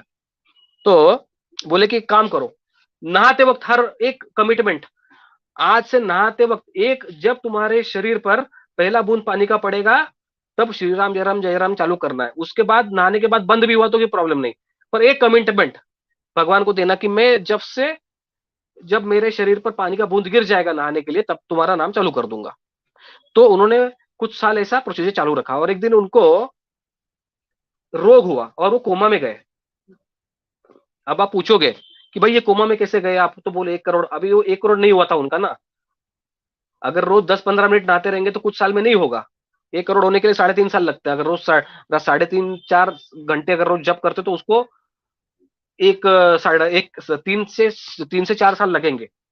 तो कोमा में निकल गए। उसके बाद ऐसी स्थिति थी कि पेन भी है और जान भी नहीं जा रही है। उसके बाद वो उनकी सेवा चल रही थी, और नीचे के फ्लोर पे घर था उनका, और बाहर से एक दिन एक ब्राह्मण जा रहा था। वो ब्राह्मण रोज दिखता था उनको, उनकी सेवा चलती थी, और ये इनका छाती जोर से ऊपर नीचे। उनको, उस ब्राह्मण को लगता था यार इसको बहुत कुछ पेन में है ये आदमी। तो उस ब्राह्मण ने एक दिन दम लगाकर वो एक दिन आए बाहर, अंदर घुसे, और अंदर घुसने के बाद उन्होंने बोला कि भाई क्या हो रहा है इनको। बोले कि अरे कोमा में है, बहुत सारा पेन है। तो बोले कि तो इनको तो मुक्ति मिलनी चाहिए ना इस पेन से। बोले कैसे मिले। तो बोले कि अगर इनका ये भी है कि मरूंगा तो भगवान का नाम लेके मरूंगा, ये इनका इच्छा था, और अगर मरेंगे तो भगवान का नाम ले नहीं सकेंगे कोमा में, तो मे भी मैं प्राण भी नहीं छोड़ रही है, और कोमा में नाम ले भी नहीं सकते मुख से। सॉरी। तो उन्होंने बोला, उस ब्राह्मण ने बोल दिया चलो ठीक है। उस ब्राह्मण ने बोला कि एक मग्गा पानी लाओ। उन्होंने एक मग्गा पानी लाया, और उस ब्राह्मण ने क्या किया, वो पानी डायरेक्टली उनके सिर पे डाल दिया, और उन्होंने जोर से चिल्लाया श्री राम बोल दिया और शरीर छोड़ दिया। और उसके बाद जो ब्राह्मण गायब हो गया, उसके बाद कभी दिखा भी नहीं। तो यहाँ पे पता चलता है अपने को कि उस व्यक्ति ने सिर्फ एक कमिटमेंट भगवान को दिया कि मैं नहाते वक्त पहला बूंद जब गिरेगा तब तुम्हारा नाम लूंगा। उसका भी भगवान ने हिसाब रखा, और वही भगवान ब्राह्मण के रूप में आ गए, और उन्होंने वो कमिटमेंट पूरा कर दिया और उस व्यक्ति को मोक्ष की प्राप्ति करा दी। तो ये महिमा है भगवान नामस्मरण का, जिसको हम बहुत लाइटली लेते हैं। हम बहुत पीछे लगते हैं प्राणायाम करने के लिए, अष्टांग योग के लिए, कुंडलिनी साधना करने के लिए, यहाँ वहां। देखो मैं इन चीजों को इनऑथेंटिक नहीं बोल रहा हूं, और ऐसा भी नहीं बोलूंगा कि कलयुग में एप्लीकेबल नहीं। कलयुग में भी ये हो सकता है ना, अष्टांग योग तो कलयुग में भी हो सकता है। भगवान कृष्ण ने ऐसा कहीं पर नहीं बोला कि कलयुग के लिए नहीं है, पर ये करना टफ है, और इसको कुछ सामग्री लगती है। और सबसे बड़ी सामग्री आपको जो लगती है इसमें, ये है गुरु, क्वालिफाइड गुरु। तो ये जब तक नहीं आपको मिलता तब तक नामस्मरण करने में प्रॉब्लम क्या है, और ये मिलने के बाद भी नामस्मरण करने के लिए क्या प्रॉब्लम है। तो अगर हमको फाइनल अल्टीमेट एम अचीव करना है तो सबसे अच्छा और सबसे सुगम मार्ग जो है वो है नामस्मरण। तो यहां तक आपने वीडियो सुनने के लिए, मेरी बकवास सुनने के लिए थैंक यू वेरी मच। मैंने ट्राई किया बहुत कि इसको 1 घंटे में खत्म कर दो, और हो गया है 1 घंटा खत्म। अगर आपको कोई इससे रिलेटेड पर्टिकुलर सवाल रहेगा तो आप मुझे पूछ सकते हैं, नहीं रहेगा आपको सवाल तो we can choose to end this session. Shishir भैया, एक यस, रिक्वेस्ट है आपसे। Yes, I yes. Have one request with you. कृपया आप सभी लोगों को नाम जप की हाँ। सही विधि क्या है और 10 हम्म, नामा अपराध क्या है, ये भी बता दीजिए, हम्म। क्योंकि 10 नामा अपराध बहुत बड़े अपराध माने गए हैं और सही विधि भी ज्ञात होनी चाहिए नाम की। हम क्या करते हैं कि हम नामापरत एक एक सेशन में ले लेंगे, अलग सेशन में। हाँ, ठीक। ठीक है, ठीक है। हाँ हाँ, कोई क्योंकि नहीं। क्या है, एक घंटे का वीडियो बहुत ज्यादा हो जाता है ना, हम्म। ऐसा है। क्योंकि कुछ लोगों तो ने कमेंट भी किया था कि keep video as small as possible. Hmm, तो और तो ये जरा लंबा टॉपिक हो जाएगा, 10 नामापराध मतलब क्या है इसका, थोड़ा फिलोसॉफिकल भी अपने को करना पड़ेगा, और मेरी इच्छा है। क्योंकि हाँ, नामापराध तो को बहुत ज्यादा मिस इंटरप्रेट किया गया है, जी तो बिल्कुल। उसको भी अपने को उसको भांडाफोड़ करना पड़ेगा। शॉर्ट में हम्म बताया था उसका मजा नहीं आएगा, और दूसरे अगले टाइम लोग सुनेंगे नहीं, बोलेंगे यार ये तो सुन लिया है ऑलरेडी शॉर्ट में। तो वी कैन वो तो डेफिनेटली बिल्कुल। Cover it. हाँ। तो इसके देखो, विधि मैंने सिंपल बताई है। आप डेफिनेटली माला के ऊपर कर सकते हो, कोई क्वेश्चन नहीं। मैंने क्या बताया, इसको विधि ही नहीं है। येता जाता धंधा करीता, चलते फिरते पान बनाते वक्त, पान खाते वक्त, नहाते वक्त, इसमें क्या विधि है बताओ? हम्म, इसमें सही कोई बात। विधि नहीं है। बस आपको जप करते रहना है। अभी आप ये जो वीडियो देख रहे थे, इस ये सुनते सुनते भी अगर आपके मुख से निकलता रहेगा 1 घंटा, तो 30 माला 40 माला वो भी आपका कैलकुलेट हो जाएगा। भगवान इतने आतुर है कि वो बैठे, भाई तू कर और मैं कैलकुलेट कर लूंगा, लिख रहा हूं मैं। इतने आतुर है भगवान। तो इसके लिए कोई विधि नहीं है। मंत्र के लिए विधि होती है, यही तो मैंने पहले बताया कि मंत्र का जाप जब होता है, मंत्र पावरफुल नहीं, ऐसा नहीं, गायत्री मंत्र से भी मोक्ष मिलता है, लेकिन उसमें बहुत सारे नियम रहते हैं, उससे पाप भी लगता है, उसको विधि रहती है। नामस्मरण को विधि ही नहीं है। लेकिन सकाम नाम रहेगा तो उसके लिए अलग विधि है, कि अगर आपको कोई चीज चाहिए तो उसमें जो नाम है, फॉर एग्जाम्पल राम रहेगा तो राम राम का 2 लाख आपको जाप करना है, उसके लिए विधि अलग है। आपको कैसे सुबह उठना है और क्या क्या करना है, ये अलग अलग प्रोसीजर्स है उसके लिए, सकाम ये करने के लिए।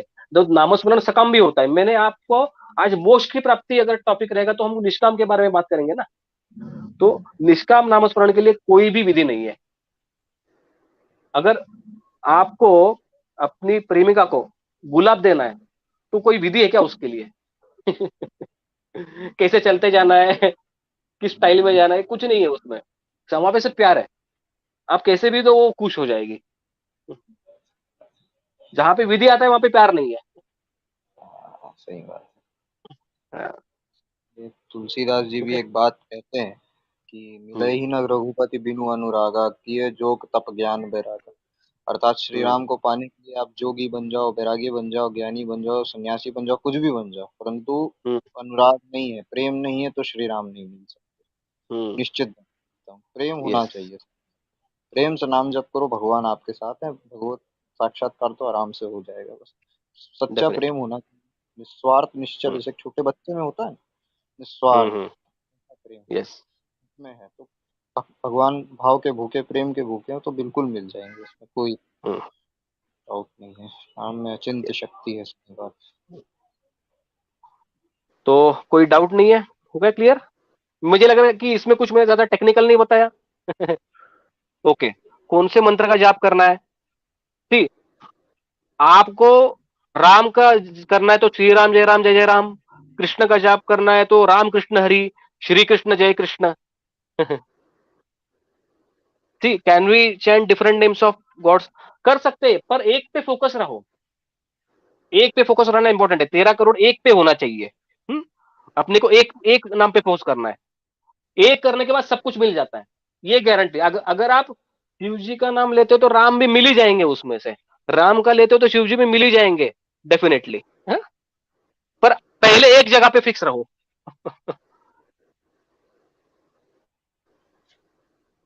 मेडिटेशन, अरे नाम जब से ही मेडिटेशन हो जाएगा, कोई टेंशन नहीं। मैंने बोला ना, मेडिटेशन क्या है कि यार मन के स्थिर करने के लिए मेडिटेशन जो है ना, आप जो मेडिटेशन की बातें करते हो ना, वो शास्त्रों में कहीं पे दिया नहीं है वो टाइप का मेडिटेशन, ये फ्लावर मेडिटेशन, ये मेडिटेशन, वो मेडिटेशन, वो तो सब टाइम पास है। अगर आपको करना ही है तो आप प्राणायाम सिंपल कर सकते हो। प्राणायाम कैसे करना है? 1:4:2 रेशो। मतलब एक अगर आप देखो, आपको नामस्मरण पूर्वक प्राणायाम करना है यहाँ पे, ये ध्यान में रखना है। बहुत अच्छा टॉपिक है, मैं थोड़ा इसमें बात करता हूं। नामस्मरण पूर्वक प्राणायाम करना मतलब क्या है? देखो, आपने अगर श्री राम जय राम एक बार बोल के पूरक किया, मतलब सांस अंदर ली, तो 4 बार श्री राम जय राम बोलना है कुंभक में। और रेचक मतलब 2 बार करना है, श्री राम जय राम, श्री राम जय राम, ऐसे 2 बार मन में बोलना है और छोड़ना है। तो 1:4:2 पूरक कुंभक रेचक, इस प्रपोर्शन में आपको जप जप करना है। तो यहां पे आपको नामस्मरण का भी फायदा होगा, प्राणायाम का भी होगा। इससे 100% आपका मेडिटेशन का प्रॉब्लम सॉल्व हो जाएगा। यही मेडिटेशन है, बाकी कोई भी नहीं है। बाकी सब फालतू बकवास है।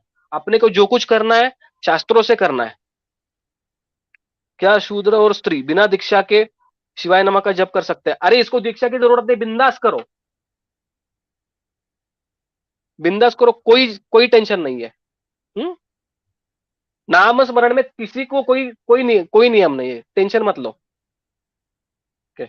हाँ, पर देखो, स्त्रियां जो 4 डेज रहते हैं, 4 दिन, वो 4 दिन में नमः शिवाय शिवाय नमः ये मत करना, ठीक है? ये को अवॉइड करना उस 4 दिनों में। बाकी सब चल जाता है, श्री दत्त जय दत्त, रामकृष्ण हरि चल जाएगा, श्री राम जय राम चल जाएगा, श्री कृष्ण जय श्री कृष्ण चल जाएगा, श्री दुर्गे जय दुर्गे चल जाएगा। शुड बी चैंट सेम नाम? यस, एक ही नाम करना है। कुंभक में नाम अधिक फल मिलता है, देखो। यस, डेफिनेटली मिलता है। Vishnu, how to count name?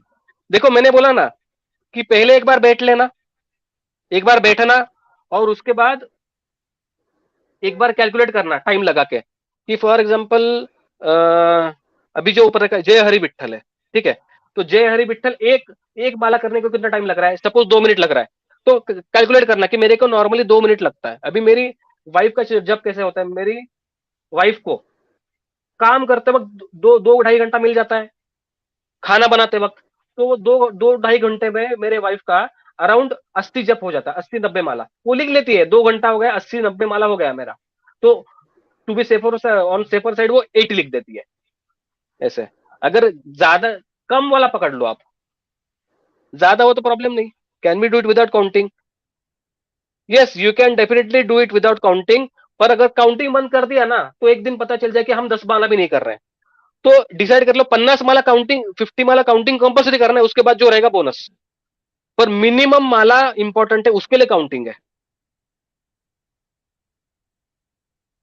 Shiv Shiv भी चल जाएगा, कोई प्रॉब्लम नहीं। पर सी, अपने को शास्त्रों के हिसाब से जाना अच्छा है। नमः शिवाय करना चाहिए, क्योंकि शिव पुराण में नमः शिवाय बोला है।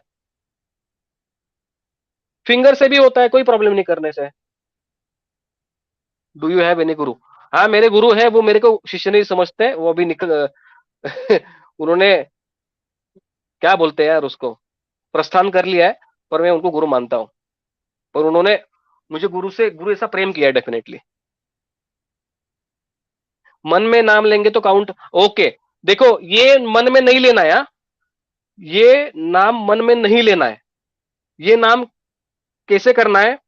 आपको उपांशु जप करना है। उपांशु जप मतलब क्या है?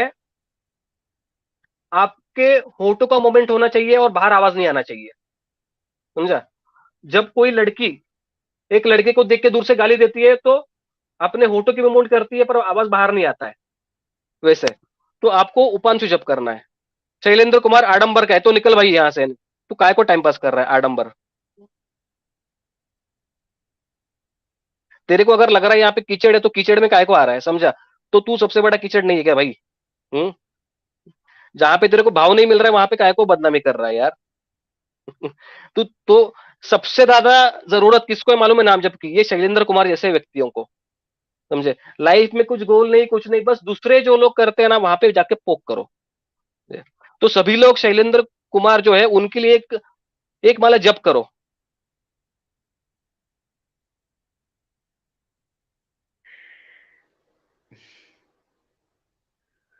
ओके।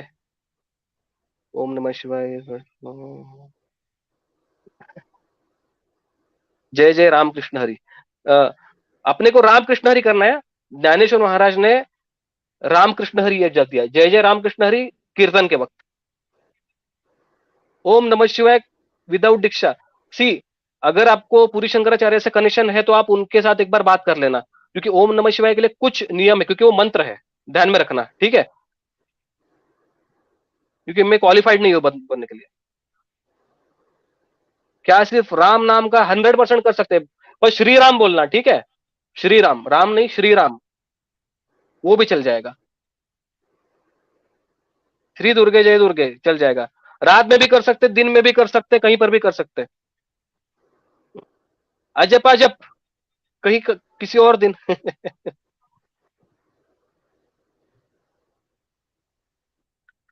नहीं नहीं, राम देखो, कर्तव्यशः कैन वी ऐड मोर और no no, you can not add. Ramkrishna Hari जो देखो, अपने को अपने जो पूर्वज है उन्होंने रास्ता क्लियर करके दिया है भाई, इतना ही कर ले। अरे यहाँ पे जाने दो, इस्कॉन के बारे में क्या बात करना है। बिना स्नान किए शिवाय नमः जप, देखो शिवाय नमः ओम नमः शिवाय ये जो है ना, जरा उसके लिए आपको जप करना पड़ेगा, ठीक है? ये एक पर्टिकुलर मंत्र के लिए आई एडवाइज यू, आप वो आप पूरी शंकराचार्य के पास एक बार जाइए, उनसे गाइडेंस लीजिए। हाँ, इसके बारे में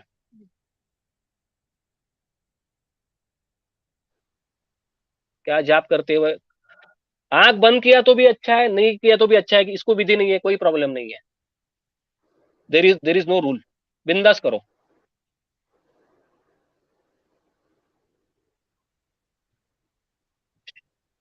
yes, life time. Shri Ram जय राम, श्री राम जय राम जय जय राम। जय राम श्री राम नहीं, श्री राम जय राम जय जय राम, ठीक है?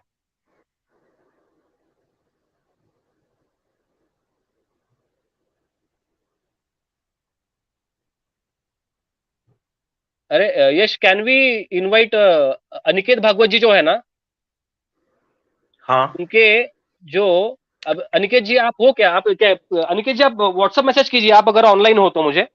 देखिए अनिकेत जी जो है अभी ऑनलाइन है ना, उनके जो आराध्य देवता है वो शिव जी है, और वो श्री राम जय राम जय जय राम जो है जाप उसकी उनको दीक्षा है वो। I would like him to come online. अगर आप हो अनिकेत जी तो मैसेज कीजिए व्हाट्सएप पे, हम आपको ऑनलाइन ले सकते हैं।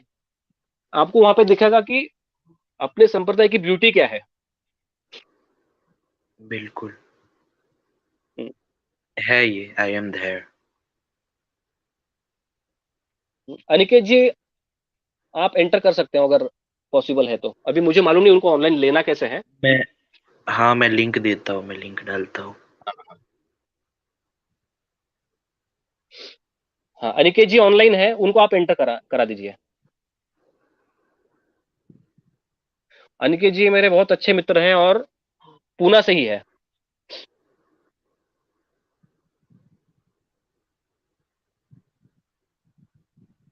क्या हरे कृष्ण मंत्र की मुक्ति देगा? हरे कृष्ण महामंत्र भी चलेगा, हमें किसी मंत्र से प्रॉब्लम नहीं है।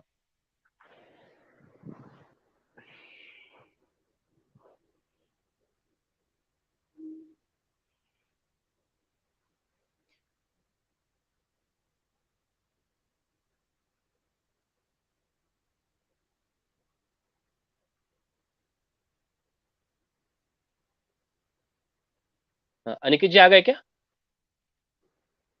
अभी तक उन्होंने रिक्वेस्ट नहीं भेजी। हम्म। अनिकेत जी आप एंटर कर दो ना, लिंक दिया है, चैट बॉक्स में लिंक है, अनिकेत जी आप वहां पे क्लिक कीजिए।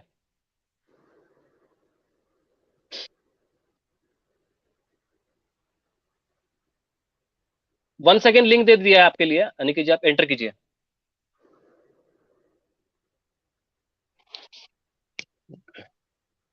Chanting names of Ram on Ekadashi in Ayodhya. देखो यहाँ पे कुछ फर्क नहीं है, ठीक है? मल्टीपल इफेक्ट सब कुछ मिल सकता है, पर अपने को 13 करोड़ करना है तो नंबर क्लियर है। हाँ, वॉकिंग के वक्त भी कर सकते हैं। इन कलियुगा हरे कृष्ण महामंत्र के अलावा दूसरा मोक्ष का साधन नहीं है। ओके अभिजीत देश पांडे, प्रभु जी कोई प्रॉब्लम नहीं। ऐसे हम भी दिखा सकते हैं श्लोक। मुझे हम अभी इसके परे निकल चुके हैं। ओके ओके ब्रो, आप अनिकेत जी आप फोन से एंटर करोगे ना तो इजी हो जाएगा।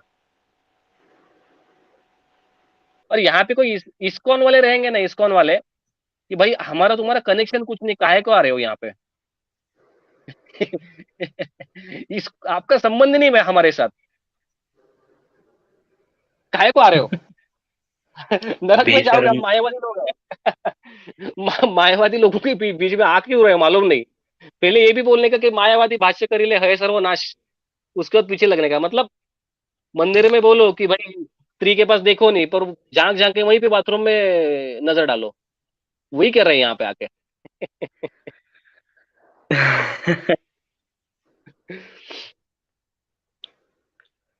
ओके ओके ओके ओके, ठीक है, माफ कीजिए अभिजीत जी। हमको लगा इस्कॉन वाले ही, क्योंकि यहाँ पे इस्कॉन वाले बहुत घुसते हैं। ओके, अरे सभी कर सकते हैं, आपको हर जगह पे मिल जाएगा ऐसा। ये छोड़ के कोई बाकी मंत्र नहीं, ऐसा सब कुछ मिल जाएगा, क्योंकि सभी मंत्र एक ही है। ठीक है, आप कोई भी कर सकते हो। लास्ट सेशन के बाद मुझे एक व्यक्ति ने फोन किया था, उन्होंने बोला था कि उनको ऐसा बताया गया था कि दत्त भगवान मोक्ष नहीं दे सकते, ऐसा कुछ है क्या। वही, तो मैं खुश हूं कि एटलीस्ट एक व्यक्ति है जिनको उनके आराध्य देवता का जप करने का फिर से अपॉर्चुनिटी मिल गया। आप गणपति का करो, दुर्गा का करो, शिव जी का करो, कोई प्रॉब्लम नहीं।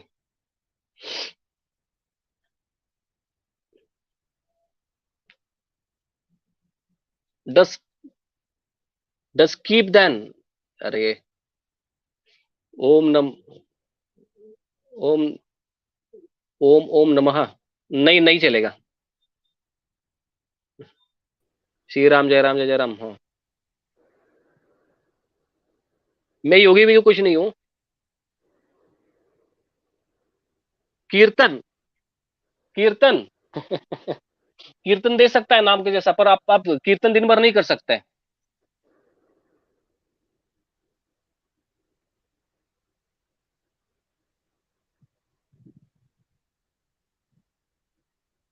आप दिन भर कृष्ण कृष्ण चिल्लाओगे ना तो भी फायदा होगा, कोई प्रॉब्लम नहीं, पर वो चिल्ला सकते हैं वो ये क्वेश्चन है। इसके लिए नामस्मरण अच्छा है। आत्मा भगवान का अंश है नहीं, अरे भाई हॉकी में हॉकी चल रहा है, हॉकी। क्रिकेट नहीं चल रहा है, ये पूरा अलग ही टॉपिक है।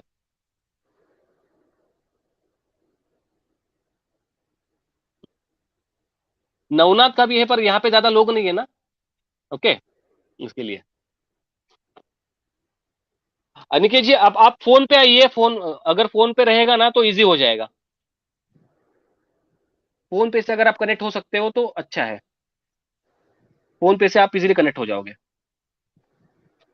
सॉरी, कीर्तन गिव। अरे मैंने आंसर दे दिया। अ, अभिषेक जी, क्या मन से ओम, नहीं नहीं नहीं कर सकते। कैन ओम नहीं, रुक्मिणी मंत्र जप चालेल ना। रुक्मिणी मंत्र कौन सा है, कौन सा है रुक्मिणी मंत्र।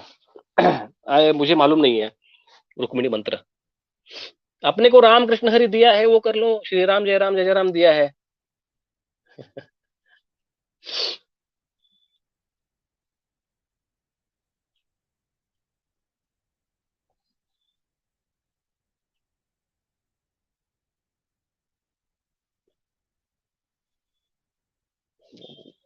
एक है,